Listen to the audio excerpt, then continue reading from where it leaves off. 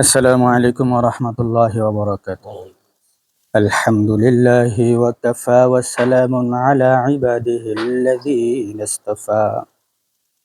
أما بعد وقد قال الله تعالى في شان حبيبه محمد وخليله إبراهيم عليهما الصلاة والسلام. قال تعالى: إن الله وملائكته يصلون على النبي يا أيها الذين آمنوا صلوا عليه وسلموا تسليما.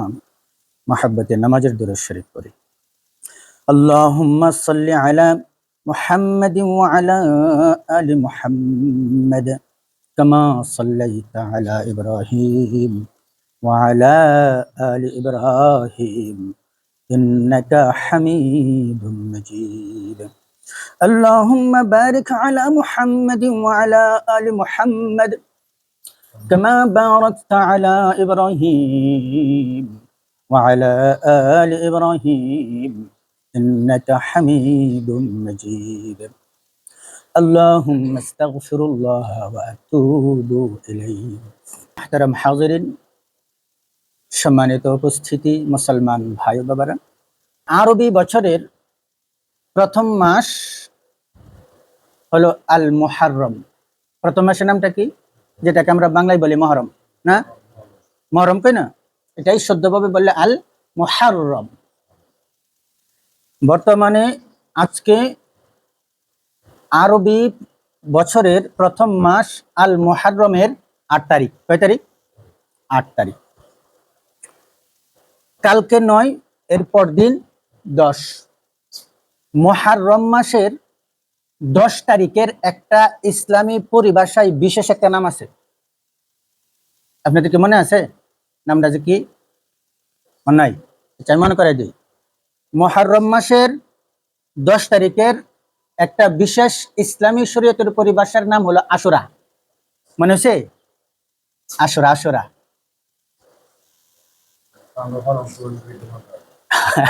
আচ্ছা, পালন করি না দেখে মনে আছে, মানে ভুলে গেছে আর কি সাময়িক।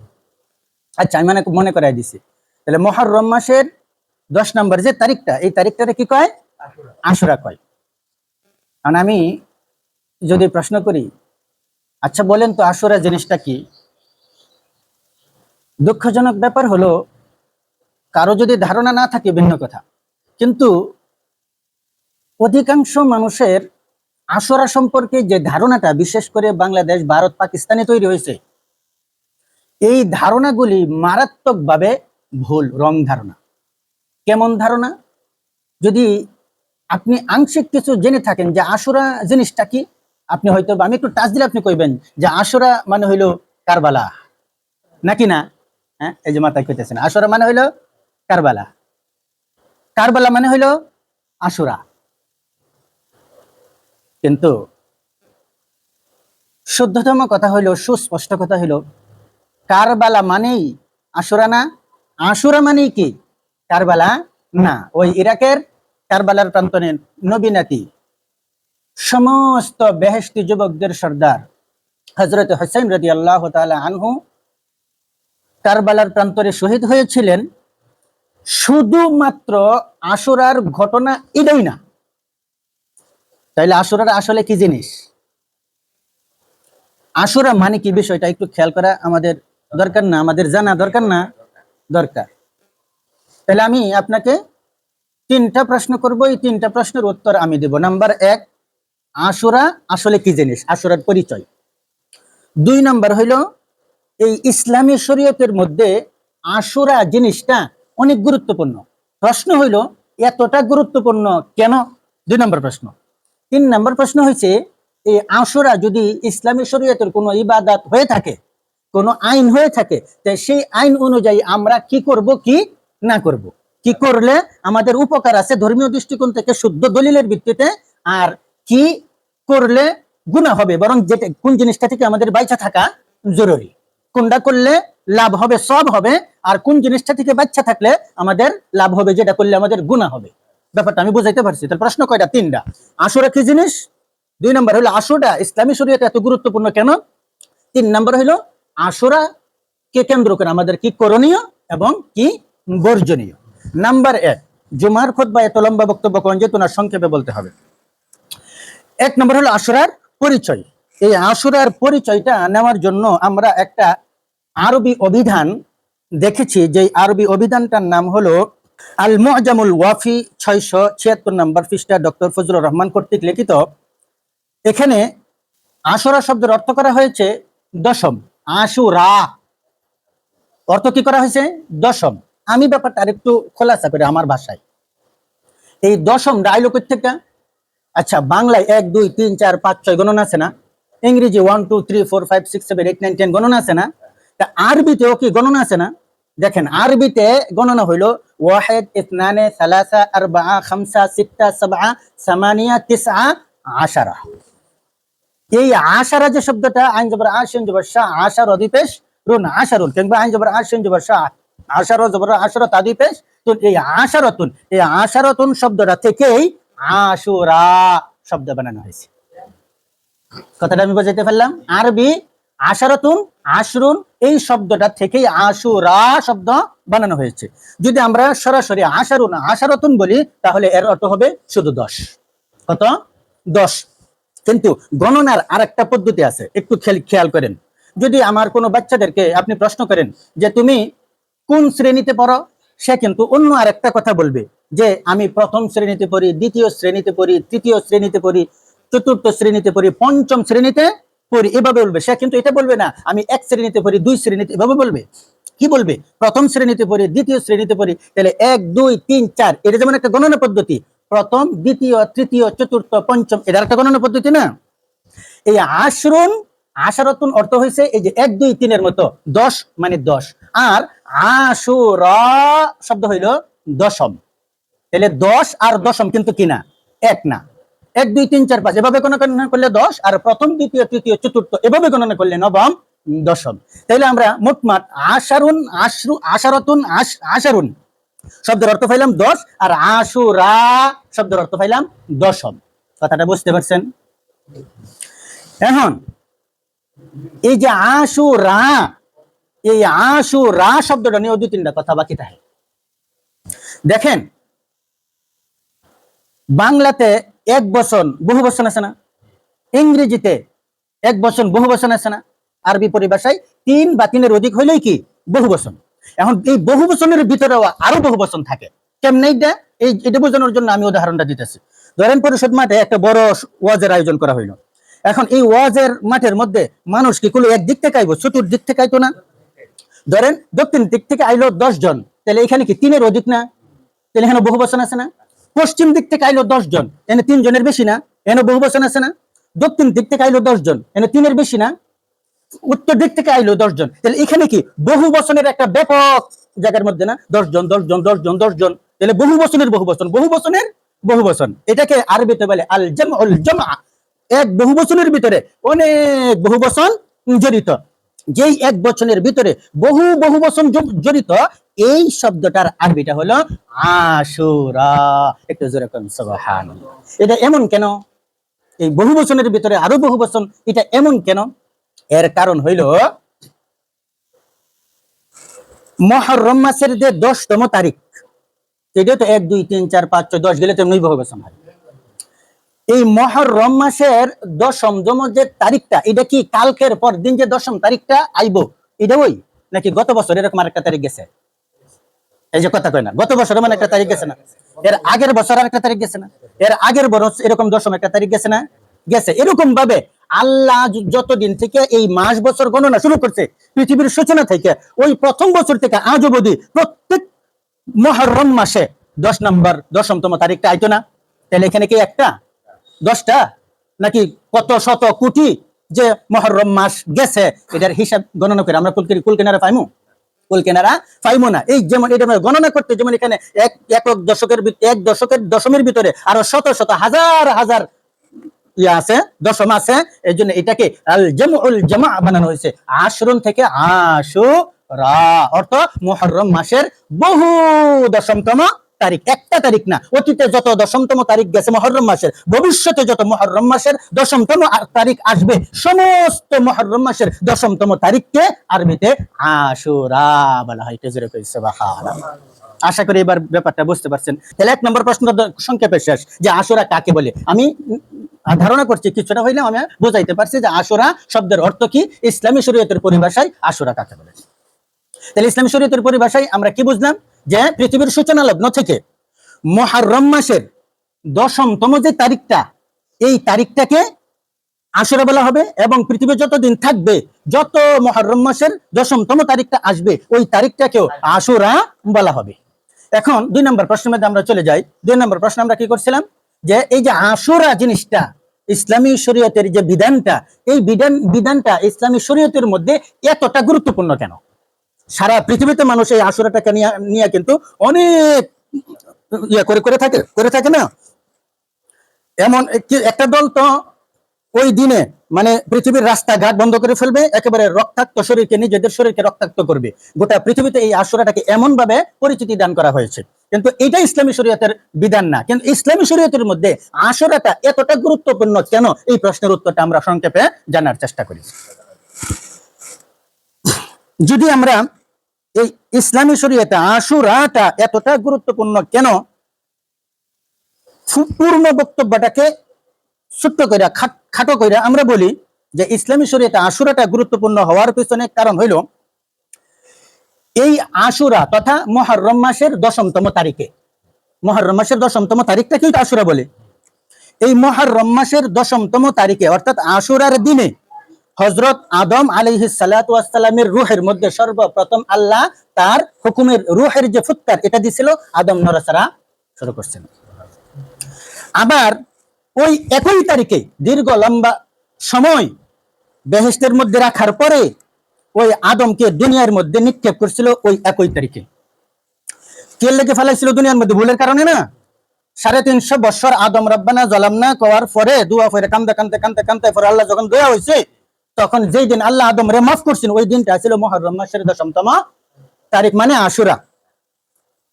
যদি বলা হয় হযরত নূহ আলাইহিস সালামের কিস্তিটা যেদিন দ্বীপ পর্বতের মধ্যে লাগছিল, অর্থাৎ নূহের সমস্ত যে বেদিন কাফের বেঈমান সবাই তো মাইরা নূহ আলাইহিস সালামের সাথে যে কয়টা মানুষ ছিল এদেরকে আল্লাহ মুক্তি দিছিল, ওই দিনটা ছিল মুহররম মাসের দশমতম তারিখ।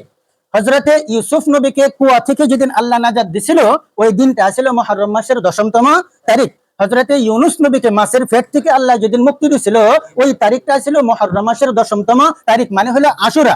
হযরত আইয়ুব নবীকে যেদিন তার কুষ্ঠরোগ থেকে মুক্তি দান করছিল, ওই দিনটা ছিল মুহররম মাসের দশমতম তারিখ, মানে হলো আশুরা। এরকম ভাবে হযরতে মূসা আলাইহিস সালাতু ওয়াস সালামকে দরিয়ার অর্থাৎ মুসার পিছনে কেটে ছিল ফেরাউন না, ওই ফেরাউনের সৈন্যবাহিনী থেকে বাঁচাইয়া গোটা ফেরাউনকে নীল নদের মধ্যে সবাই মারছিল, যেই দিনটা আসিন ওই দিনটা ছিল মুহররম মাসের দশমতম তারিখ তথা আশুরার দিন। এমনকি ওই তারিখে মুহররম মাসের দশমতম তারিখে নবীর আদরের দুলাল নবী নাতি হযরত ইমাম হুসাইন রাদিয়াল্লাহু তাআলা আনহু ইরাকে কারবালার প্রান্তরে নির্মমভাবে শাহাদাত বরণ করেন। এই দিনটা ছিল মুহররম মাসের দশমতম তারিখ তথা আশুরা, এবং এই দিনেই শুক্রবারে আসরের পরে মাগরিবের কিছুক্ষণ আগে আল্লাহর এই দুনিয়াটা যেদিন কিয়ামত হবে, ওই দিনটা থাকবে মুহররম মাসের দশমতম তারিখ তথা আশুরার দিন। একটু জোরে কোন সুবহানাল্লাহ। এবার আপনি কি বুঝতে পারছেন যে মুহররম মাসের দশমতম তারিখ তথা আশুরাটা ইসলামী শরীয়তের মধ্যে এতটা গুরুত্বপূর্ণ কেন? গুরুত্বপূর্ণ হওয়ার তো কথাই, কারণ বহু সংখ্যক নবীদের ইতিহাস এই মুহররম মাসের দশমতম তারিখ আশুরার সাথে জড়িত, শুধুমাত্র কারবালা না। কথাটা আমি ক্লিয়ার বোঝাইতে পারছি? আসলে এই যে কথাগুলি কইলাম, এই কথাগুলির কিছু দলিলের দরকার আছে না? হ্যাঁ, এই কথাগুলি দলিল দ্বারা সাব্যস্ত কিনা একটু দরকার আছে না? চলেন সর্বপ্রথম আমরা একটা দলিল কোরআন থেকে নেই। যে দলিলটা নিচ্ছি, দলিলটা হলো পবিত্র কোরআনে মাজিদের সূরাতুশ শুআরার 61 থেকে 66 নম্বর আয়াত। আল্লাহ পাক রব্বুল আলামিন ফরমান, আউযু বিল্লাহি মিনাশ শাইতানির রাজীম, فلما تراءى الجمعان قال أصحاب موسى إنا لمدركون قال كلا إن معي ربي سيهدين। আমরা জানি হযরতে মূসা আলাইহিস সালাতু ওয়াস সালাম দীর্ঘ সময় ফেরাউনকে ইসলামের দিকে ডেকেছিল, এবং ওই সময় ফেরাউন সম্প্রদায়ের মধ্য থেকে হযরতে মূসা আলাইহিস সালাতু ওয়াস সালাম ইসলামের দিকে, আল্লাহর একাত্মবাদের দিকে দাওয়াত দিয়ে কিছু সংখ্যক উম্মত জোগাড় করেছিলেন। এমন এক পরিস্থিতি তৈরি হয়েছিল যখন ফেরাউন সিদ্ধান্ত নিয়েছে মূসাকে মেরে ফেলবে, মূসাকে যারা অনুসরণ করেছে তাদেরকে মেরে ফেলবে। আল্লাহর পক্ষ থেকে মূসা নবী ওহী পেয়ে তার উম্মতদেরকে নিয়ে এই দেশ ত্যাগ করার পরিকল্পনা করে। এই দেশ ত্যাগ করার জন্য নীল নদের দিকে যাওয়ার সময় এই কথাটা আল্লাহ বলে, ফালাম্মা তারা আল জামআন, মূসা এবং তার অনুসারীগণ পলায়ন করার সময় পিছন দিক থেকে ফেরাউন ও তার সৈন্য বাহিনী ধাওয়া করতে গিয়ে যখন দুই দল মুখোমুখি হয়ে গেছে, মূসা এবং তার উম্মতেরা কিছু দূর সামনে আর কিছু পিছনেই ফেরাউন এবং তার সৈন্যবাহিনী, যখন মূসার উম্মতেরা ফেরাউনের সৈন্যবাহিনীকে দেখে ফেলছে, ওই দেখার সাথে সাথে মূসার উম্মতগণ বলে, ফালাম্মা তারা আল জামআনি ক্বালা আসহাবু মূসা ইন্না লামুদরাকুন। যখন দুই দলের দেখা হয়ে গেল, তখন মূসা আলাইহিস সালাতু ওয়াস সালামের সাথীরা বলে, ও মূসা, আমরা তো ধরা খেয়ে গেলাম। আমরা কি করে গেলাম? ইন্না লামুদরাকুন, দারকুন মানে ধরা। আমরা তো কি করে গেলাম? ধরা খেয়ে গেলাম। আপনার সাথে তো আমরা আসছি, এখন তো ফেরাউনের বাহিনী তো আমাদেরকে ধরে ফেলছে। মূসা নবী কি বলেন? আলা কাল্লা ইন্না মাইয়া রাব্বি সায়াহদিন। মূসা নবী বজ্র কণ্ঠে বলেন, না না, কখনো না, হতেই পারে না। কেন? নিশ্চয় আমার সাথে আমার রব আছে। একটু জোরে কোন সুবহানাল্লাহ। মূসা আলাইহিস সালাতু ওয়াস সালাম এর সাথে যে সকল উম্মতগুলি ছিল তাদের ঈমানের দুর্বলতা ছিল। মূসা নবী বলতে পারতো যে আমাদের সাথে আমাদের রব আছে, তিনি বলেন ইন্না মাইয়া রাব্বি, মাআনা বলে নাই। অথচ এরকম একটা ঘটনা নবীজি, আমাদের নবীজি মুহাম্মদুর রাসূলুল্লাহ সাল্লাল্লাহু আলাইহি ওয়াসাল্লাম যখন আবু বকরকে নিয়ে মদিনার উদ্দেশ্যে পলায়ন করে, হিজরত করে, তখন কিন্তু ওই গুহার মধ্যেও আবু বকর সেম কথাটা কইছিল, ইয়া রাসূলুল্লাহ, আমরা তো ধরা খেয়ে গেছি। নবী কিন্তু ওই গুহার মধ্যে আবু বকর একজন সাথে আছে, তিনি এটা বলে নাই ইন্না মাইয়া রাব্বি, তিনি বলছিলেন না মাআনা রাব্বি। কি বলছিলেন? তখন নবী বলছিলেন যে আমাদের সাথে কি আছে? আল্লাহ আছে। এর মানে শুধু আমার সাথে না, আবু বকর তোমার সাথেও কি আছে? লা তাহজান ইন্না মা'না রাব্বি, যে চিন্তা করিও না, আমাদের সাথে কি আছে? আল্লাহ আছে। এর অর্থ হলো সুস্পষ্ট যে আমাদের নবী সাল্লাল্লাহু আলাইহি সাল্লামের মধ্যে যেমন পাক্কা ঈমান ছিল, আবু বকর রাদিয়াল্লাহু তাআলা আনহুর মধ্যে পাক্কা ঈমান ছিল। তাই তিনি বলছে আমাদের সাথে আল্লাহ আছে। আর মূসা নবী বললেন ইন্না মাইয়া রাব্বি, যে শুধু আমার সাথে কি আছে? আল্লাহ আছে। তোমরা আমারে বিশ্বাস করো আর না করো। এর অর্থ হলো তাদের ঈমানের মধ্যে কি ছিল? দুর্বলতা ছিল। এই জন্য বলছে ইন্না মাইয়া রাব্বি সাহিদিন, আমার সাথে আমার আল্লাহ আছে, নিশ্চয়ই খুব তাড়াতাড়ি আল্লাহ আমাকে কি করাবে? পথ দেখাবে। তারপর বলে ফাআউহাইনা ইলা মূসা আন ইদরিব বিআসাকাল বাহর, আমার আল্লাহ বলে আমি মূসাকে ওহী করলাম, তুমি তোমার হাতের লাঠিটা দিয়ে সমুদ্রে আঘাত করো। মূসা তার হাতের লাঠি দিয়ে সমুদ্রে আঘাত করার সাথে সাথে ফানফালাকা ফাকানা কুল্লু ফিরকিন কাত-তাউদিল আযীম, মূসার হাতের লাঠি দিয়ে সমুদ্রে আঘাত করার সাথে সাথে প্রত্যেক গোত্রের জন্য এই সমুদ্রের পানি ফাঁক হয়ে বড় বড় পাহাড়ের মতো হয়ে রাস্তা তৈরি হয়ে গেছে। একটু জোরে কোন সুবহানাল্লাহ। তাহলে রাস্তা তো তৈরি হইলো।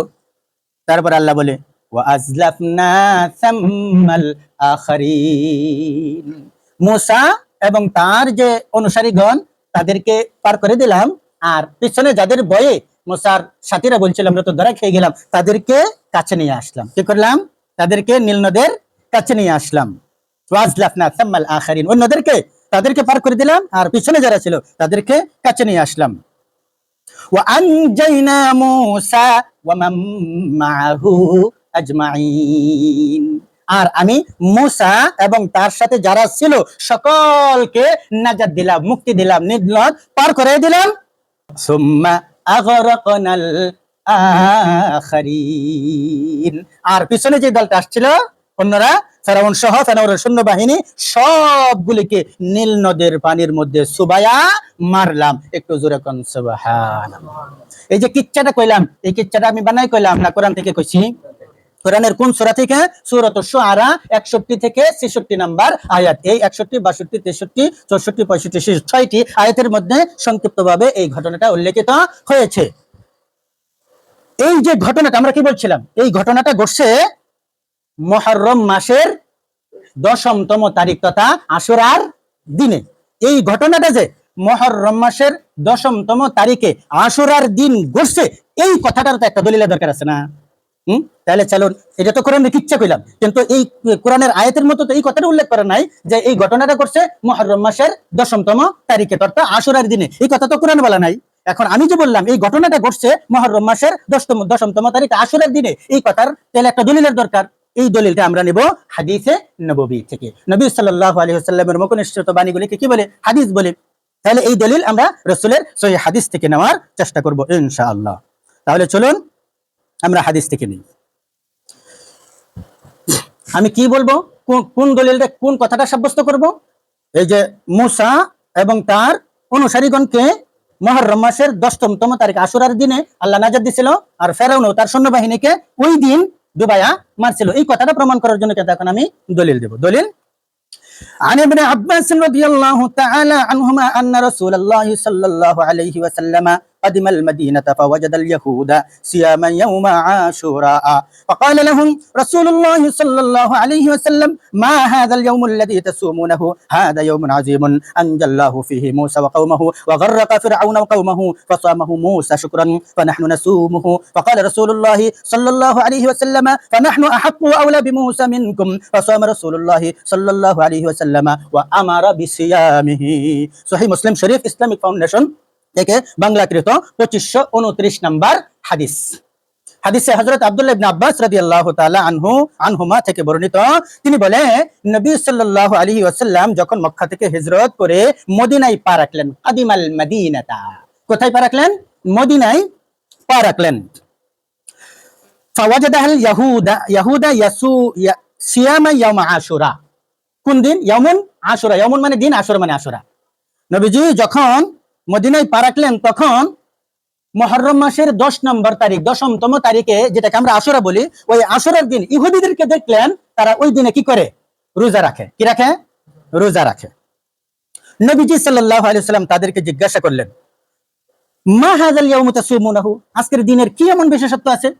তোমরা আজকের দিনটা মুহররম মাসের 10তম তারিখ আশুরার দিনে তোমরা যে রোজাটা রাখতেছো, এই রোজাটার কি কারণ? তোমরা কেন এই রোজাটা রাখতেছো?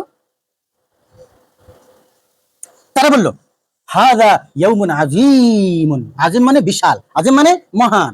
হাযা ইয়াউমুন, ইয়াউমুন মানে দিন। এই দিনটা, এই যে আশুরার দিনটা, এটা আমাদের কাছে ছোটখাটো কোনো দিন না, এটা একটা বিশাল ব্যাপার।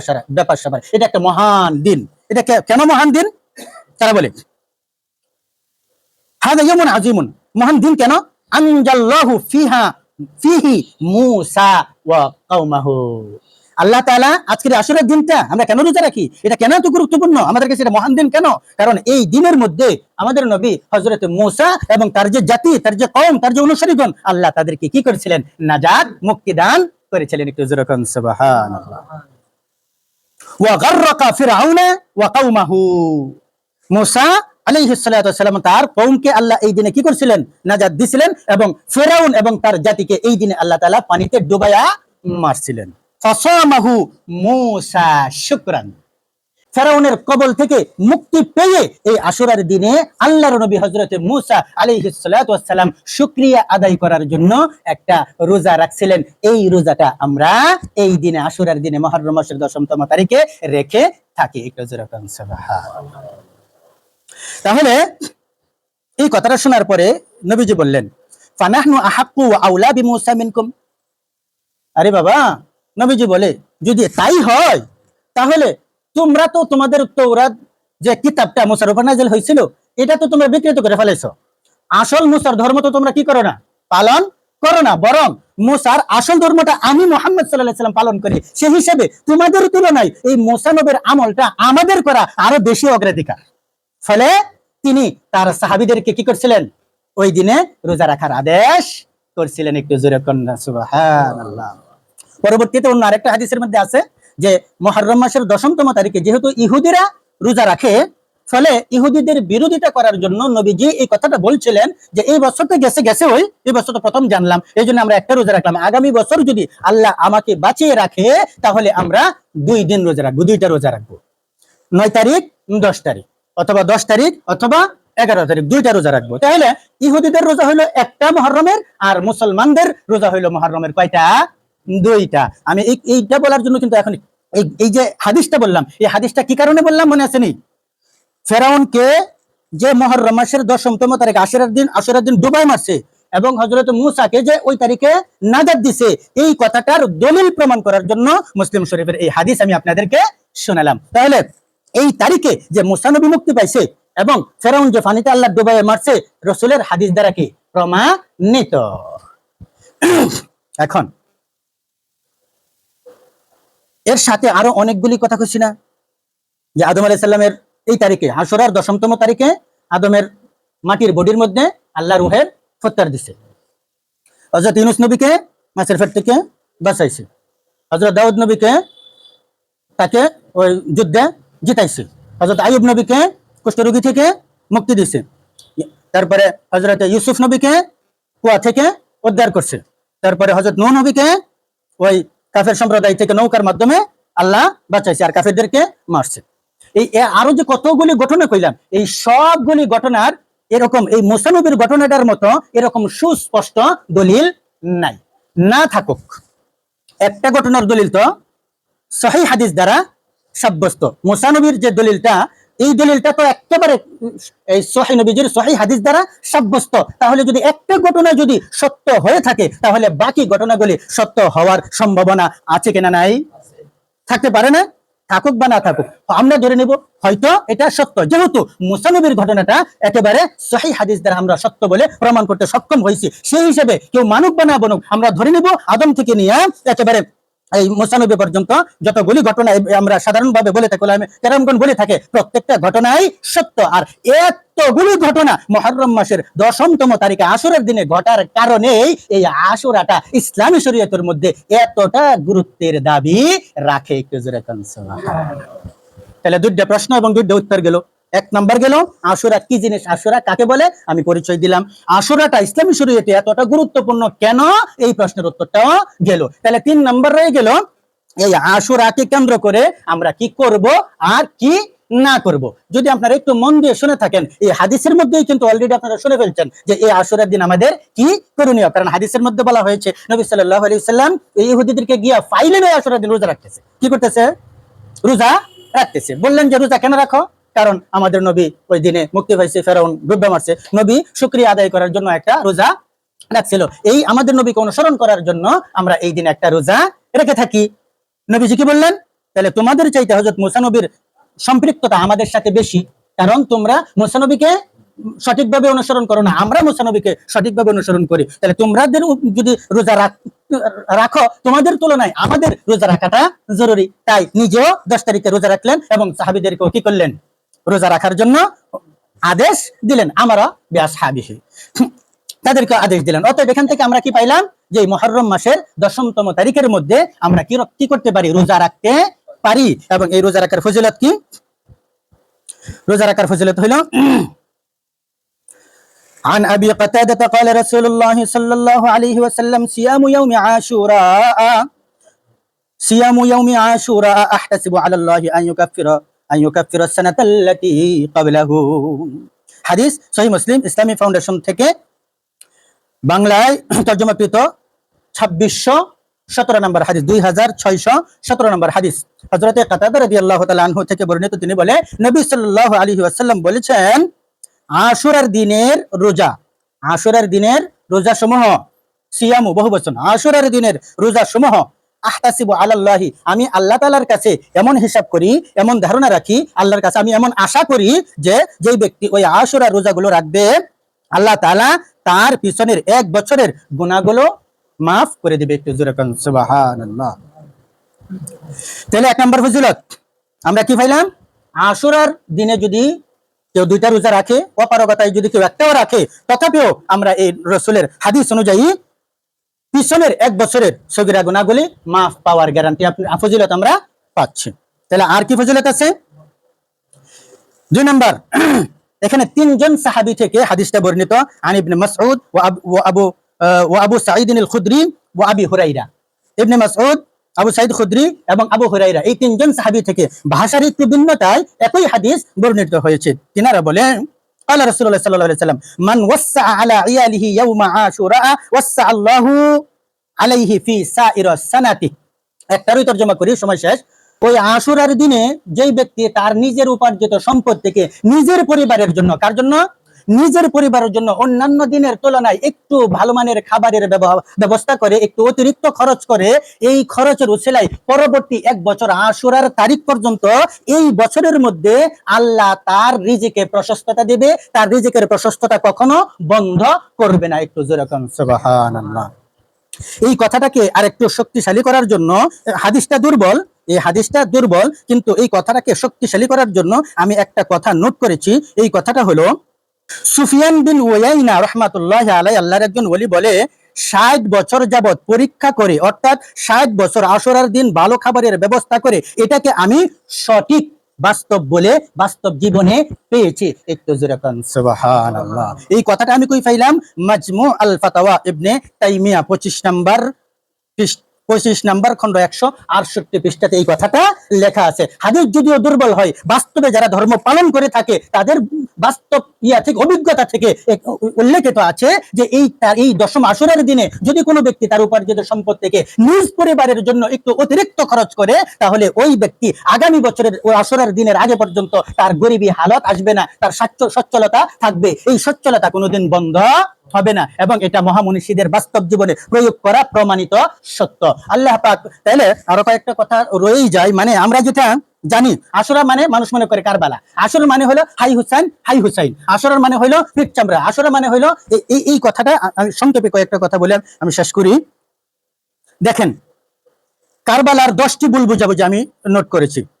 1 নাম্বার, আশুরা এলেই কারবালাকে ঘিরে নানা কথা আবেগ দেখা যায়, যার অনেক কিছুই ইতিহাস ও হাদিসের সঙ্গে মেলে না। কারবালার ঘটনা হৃদয় বিদারক হলেও একে ঘিরে তৈরি হয়েছে বহু ভুল বুঝাবুঝি। চলুন 10টি প্রচলিত ভুল ধারণা ও সঠিক তথ্য আমরা জেনে নেই। নাম্বার 1, কারবালার ঘটনা সুন্নি শিয়া দ্বন্দ্ব, সুন্নি এবং শিয়া দ্বন্দ্ব, এই কথাটা সঠিক নয়। সত্য হলো এটি ছিল জুলুমের বিরুদ্ধে ন্যায়ের লড়াই। হোসেন রাদিয়াল্লাহু তাআলা আনহু ছিলেন রাসূল সাল্লাল্লাহু আলাইহি ওয়াসাল্লামের নাতি ও সাহাবী, কোনো শিয়া নেতা তিনি ছিলেন না। তিনি ইয়াজিদের অন্যায়ের বিরুদ্ধে দাঁড়িয়েছিলেন এবং কারবালার প্রান্তরে হককে প্রতিষ্ঠা করার জন্য তিনি শহীদ হয়েছিলেন। এটা এই আশুরা মানে যে শিয়া আর মুসলমানদের মধ্যে একটা ঝগড়া, এটা না।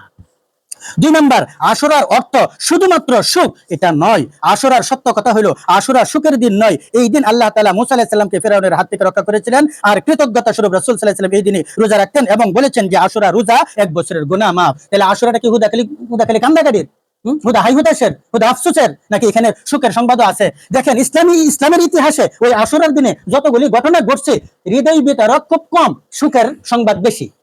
হযরত আদম আলাইহিস সালামের রূহের মাটির বড়িতে রূহের ফুৎকার, এটা সুখের সংবাদ। দুনিয়াতে ফালাই দিছে, এটা একটা দুঃখের সংবাদ। কিন্তু আবার যখন তার তওবা কবুল হইছে, এটা সুখের সংবাদ। নূহ আলাইহিস সালামকে কাফের কামাইরান নূহ আলাইহিস সালামকে বাঁচাইছে, সুখের সংবাদ। ইউনূস আলাইহিস সালামকে মাছের পেট থেকে বাঁচাইছে, সুখের সংবাদ। হযরত আইয়ুব আলাইহিস সালামকে কুষ্ঠরোগী থেকে বাঁচাইছে, সুখের সংবাদ। তারপরে ধরেন হযরত ইউসুফ আলাইহিস সালামকে কুয়া থেকে বাঁচাইছে, সুখের সংবাদ। এমনকি মূসা আলাইহিস সালামকে দরিয়া থেকে বাঁচায় ফেরাউনকে ডুবাইছে, এটা দুঃখের সংবাদ না সুখের সংবাদ? সুখের সংবাদ। তাইলে ইসলামী ইতিহাসে আশুরার দিনে ঘটিত ঘটনাগুলির মধ্যে সুখের সংবাদ বেশি, দুঃখের সংবাদ কম। এই কারণে শুধুমাত্র কারবালা আসলেই যে হাই হুসেন করতে করতে নিজের চেহারা নষ্ট করবে, কাপড় ছিঁড়বে, নিজের ফিটের মধ্যে বাইরে রক্তাক্ত করবে, এই ঘটনাগুলি ইসলামী শরীয়ত কি করে না? সমর্থন করে না। এগুলি শিয়াদের কাজ। এই যে